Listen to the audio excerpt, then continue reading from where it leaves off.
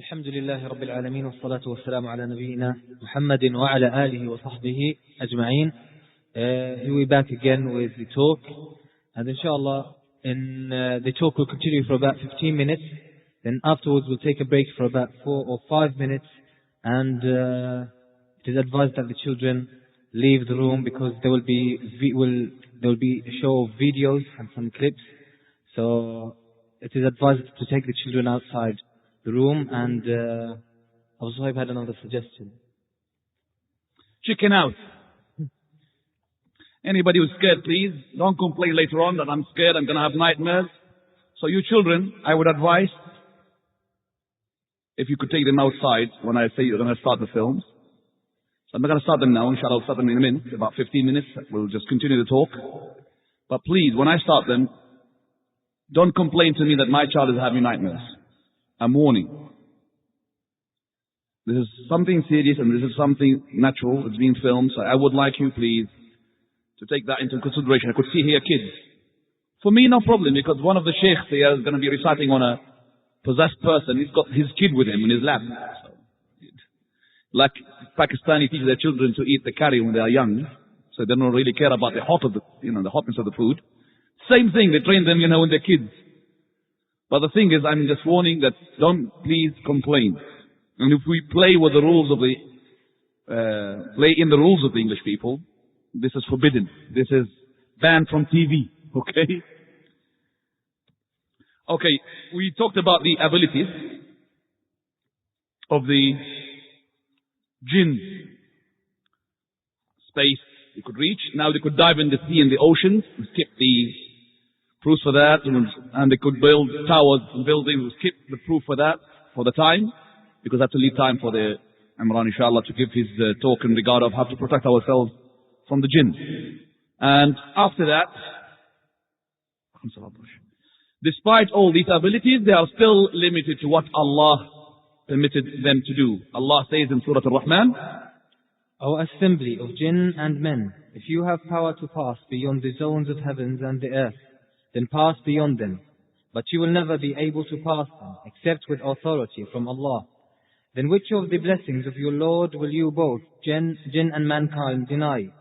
If you tried, there will be sent against you both smokeless flames of the fire and molten brass, and you will not be able to defend yourself. And also, despite of their abilities, they are still weak. Allah says in Surah An-Nisa,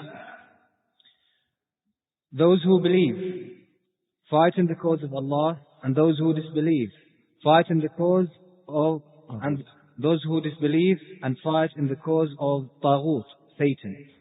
So fight against the friends of Shaytan. Ever feeble indeed is the plot of Shaytan. Ever feeble, weak. They can't perform miracles like the Prophet, another one, and they can't form themselves into the shape of the Prophet sallallahu alaihi wasallam. Not even in the night vision. As in Bukhaaree and Muslim, Prophet sallallahu alaihi wasallam, the authority of Abu Hurairah, he says that the Shaytan cannot form himself into me. But you see, some people come and he says, I have seen the Messenger sallallahu alaihi wasallam. The Messenger said, he who has seen me in the vision has seen me. Okay, yes, the Shaytan cannot form himself into the shape of the Messenger sallallahu alaihi wasallam in your vision, but he could say that I am the Prophet sallallahu alaihi wasallam in your vision. So when I asked the person who claimed that he saw the Messenger, describe the Messenger. He says, MashaAllah, he's got very white beard, like Santa Claus. By the way, the Messenger of Allah doesn't got a white beard. It's only 3 white hairs in his beard. MashaAllah, he's got blue eyes. Is he Anglo-Saxon or something? So he's giving me description which does not fit the Messenger's sallallahu alaihi wasallam's description. So the Prophet sallallahu alaihi wasallam's description is being narrated down to us with authentic hadith. We know it from them. And after that, what is the reality of the war between us and the jinn? There is an enmity here between us and the jinn. Since we've been born, since we've been created, Allah subhanahu wa ta'ala, when He created Adam, before He blew the soul into him, Iblis used to come and kick him. Just like that. He says, verily, if I had the power over you, I would destroy you. And verily, if you had power over me, I will never obey you. I will never obey you. So, now the babies, when they're born, they cry. The reason for that, Prophet ﷺ, he said, it is the kicking or the poking of the shaitan. He pokes it. Except for Isa alayhi salam, where Allah subhanahu wa ta'ala put a barrier because of the supplication of his mother. There was a barrier. The shaitan couldn't poke Isa alayhi salam. So the jinn swore to Allah. He said, he made an oath. He said, by your might, by Allah's might. He believes in Allah, you know. And he's fearing Allah. But he's a kafir. Why? He's arrogant. Allah said to him, prostrate to Adam. He said, how can I prostrate to something that you made of clay while you made me of something which is better? Fire. So by your might I will surely mislead them all, except your chosen slave. Right. Iblis is the leader of this war against us. He's very experienced. Very experienced. Long experience since Adam creation. Before that, he has two types of soldiers. The jinn, which belong to him, and us. He recruits some of us against us. His place is in the throne on the sea. Every morning he sends his soldiers and he receives his report. He sends people, jinn, and he receives during the night the report. One of them says, yes, I made this person to eat pork. Yes, I made this person to fornicate. Yes, I made this person to, for example, kill somebody. I made this person to swear at his mother. And somebody comes, oh, I made this person to refute Islam. You are the one. He steps down from his place and he gives him his seat on the throne. And he gives him the crown. Because you are the one who made the Muslim as a mushrik.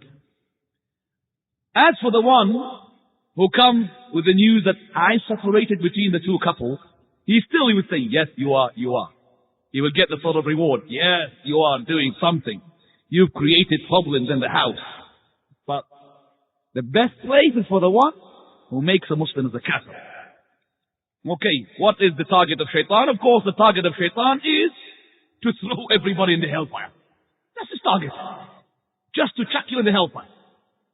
His way of doing that, number one, by making you to commit shirk, associate something or somebody in the worship of Allah. In Surah Al-Hashr, Allah says, like Satan, as he says to man, disbelieve in Allah. But when he disbelieves, Satan says, I'm free of you. I've got nothing to do with you. I fear Allah, the Lord of Alameen.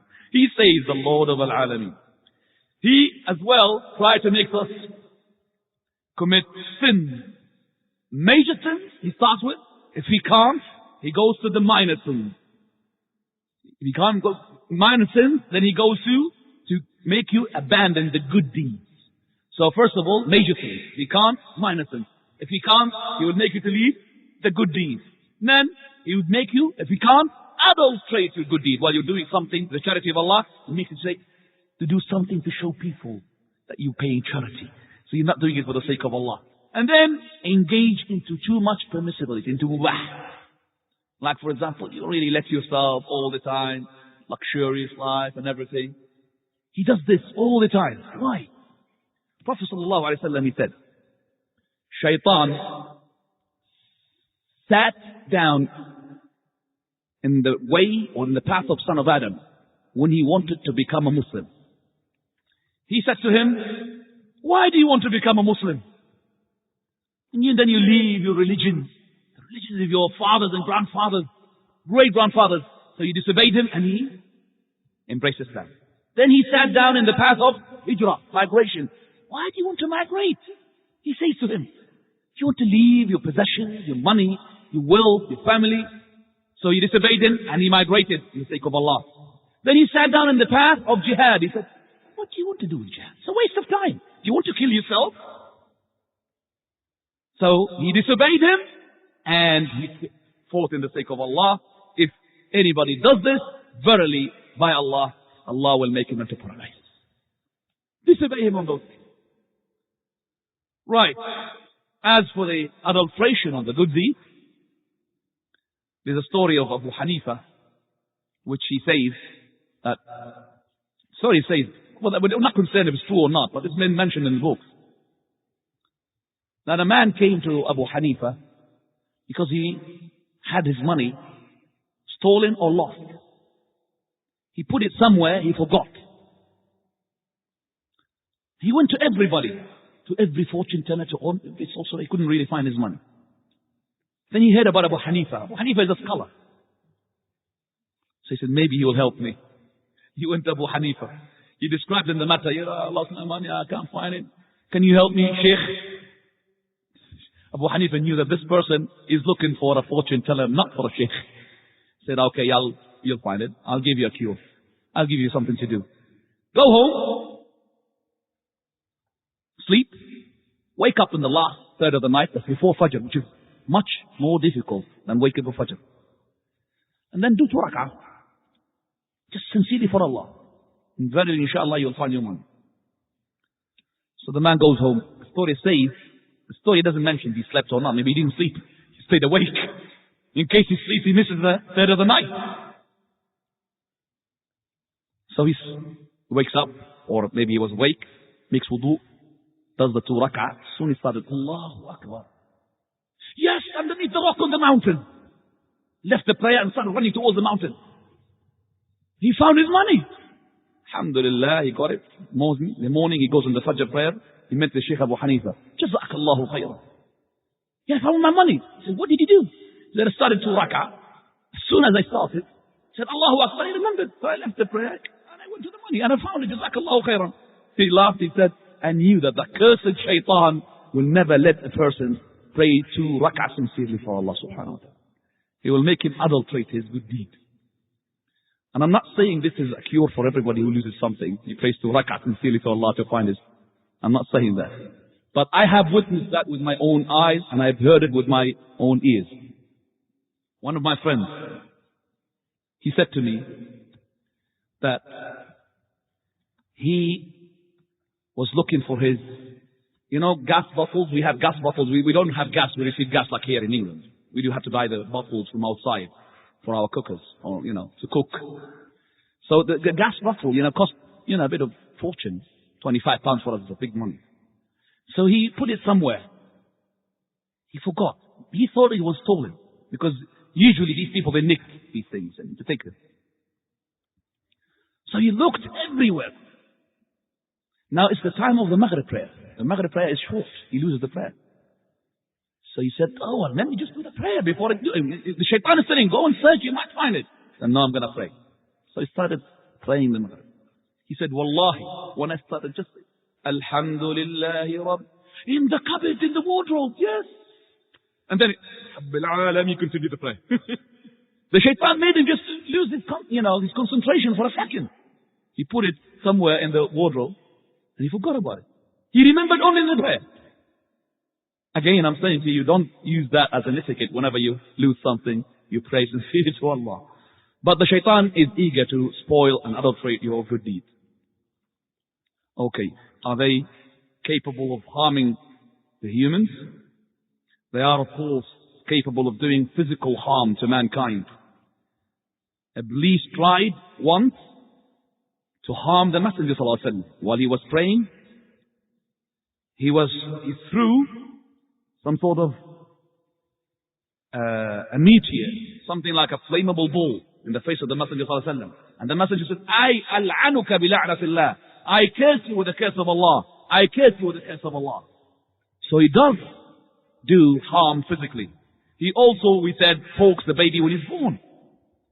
And that is why the baby cries.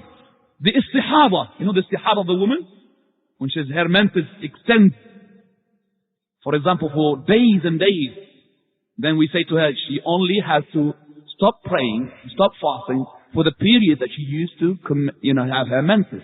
And after that, it is called istihada. And this is, as the Messenger said, rakdatun from rakadat al-Shaytan. It's something from the devil, from the Shaytan. So he is capable of making harm or physical harm. And, of course, epilepsy. And epilepsy here is a big subject. I'm not going to go into it because the time is already there. I have to finish in 45 minutes and I've got lots of clips here. So epilepsy has got three reasons. Number one, that the jinn possesses somebody because he wants to harm him. You know, somebody comes to you in the street, he punches you in the face. Why do you punch me?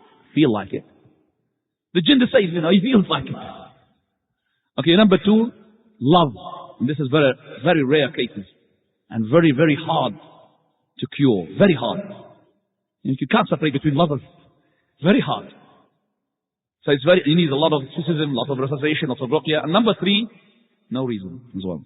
So, sorry, maybe the harm, as I said, for example, somebody throws water, hot water during the night without saying Bismillah. He burns a jinn. So the jinn, he gets revenge. Or somebody shoots something and he doesn't say Bismillah. His bullet shoots a jinn. And that jinn, maybe he dies. But his tribes, his cousins and everybody will come and attack you. Attack your children. Revenge. And then you have this epilepsy. There are capable of as well of psychological harm.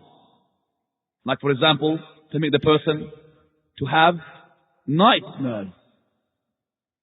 And the visions you have during the night is out of three visions. Number one, the vision from Allah, where you see yourself in paradise, mashallah. That's good. Another vision which is a nightmare, which is from the Shaytan. You see a monster trying to grab you or kill you or chop your head off. It's a nightmare. This is from the Shaytan. And each one of these got etiquettes. I'm not going to go through them because of the time.